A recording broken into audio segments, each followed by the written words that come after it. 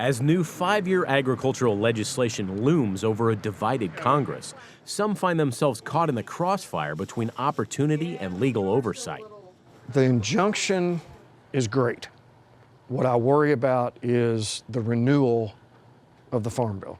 Mike Kimsey owns and operates Discount Smokes in Bullitt County, Kentucky. His store on the outskirts of the Louisville metro area was raided by state police in 2021 for carrying Delta-8 THC products, a hemp derivative.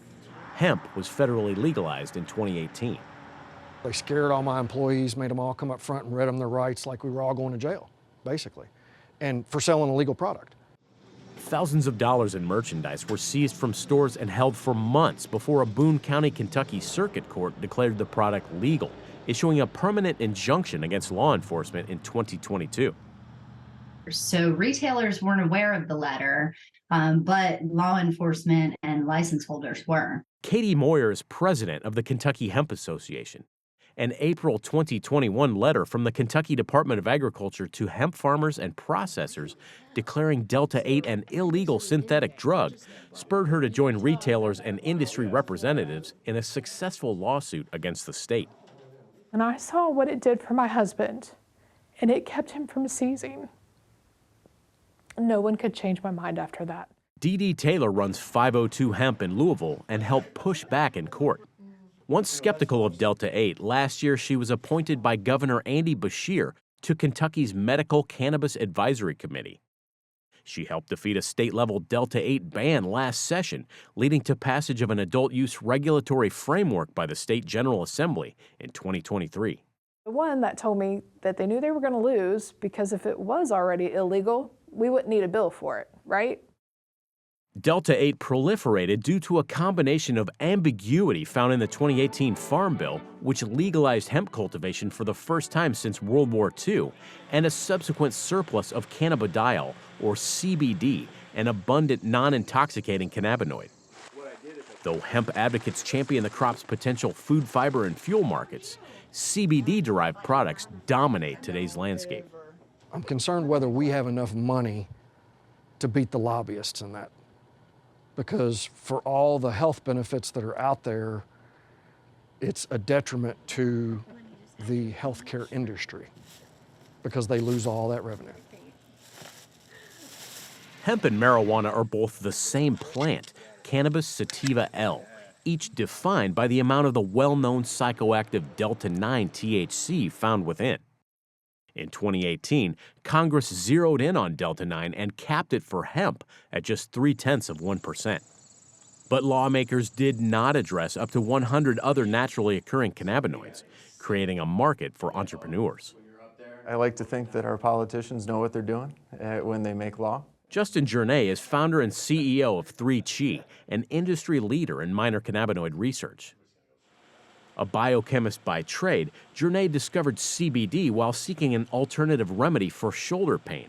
Intrigued, he pioneered a new way to make Delta-8 out of CBD.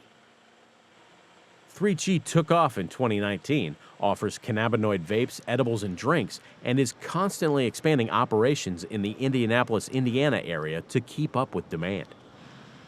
The real advantage of Delta-8 is that it isn't as intoxicating. It's more clear-headed, more functional, and so when you get into why do people use cannabis, whether that's hemp or marijuana in general, a lot of times it's medicinal. Cannabis products have been touted for relief from a range of illnesses, but marijuana is subject to more state taxes, licensing, and other fees, often pitting the same plant against itself for market dollars. A federal court upheld the so-called Farm Bill loophole last year, but many states have gone on to interpret Delta-8 in their own ways. Critics bemoan the lack of mandated third-party testing and peer-reviewed studies, saying chemicals and solvents used by some processors could unleash unknown byproducts unsafe for consumption, especially for children. Counterfeit product also is a safety concern. 3Chi says their own safety protocols exceed industry standards. A lot of these cannabinoids are very similar in their structure, and the plant actually will take CBGA and turn that enzymatically into these different cannabinoids that are expressed, in the final version of the plant. Really what we're doing is something similar, just in a lab setting. What we personally strive for is purity of Delta 8 at the end of the day. Early this year, the Federal Drug Enforcement Administration clarified its view that synthetically obtained Delta 8 and Delta 9 THC are illegal controlled substances.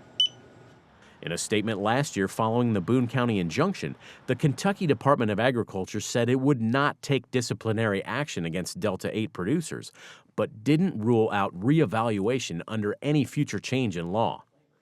Products remain on store shelves.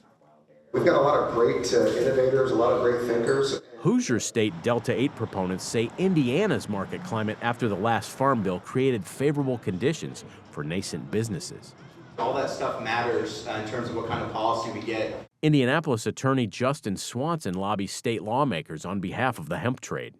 I think Indiana has a unique opportunity being kind of an ag powerhouse in the country, also a logistics powerhouse. You know, we're primed to really, I think, supply the country and be a net exporter of these products. As local governments are courted by hemp influencers, Congress mulls the crop's interpretation under the next Farm Bill. Advocates say, short of full national cannabis legalization, state examples could help guide Congress, but warn of over-regulation. We're going to have 50 different cannabis laws in 50 different states, and then we're going to have to kind of piecemeal everything together. But ultimately, best case scenario would be the government just minds its own business. For Market to Market, I'm Josh Buettner.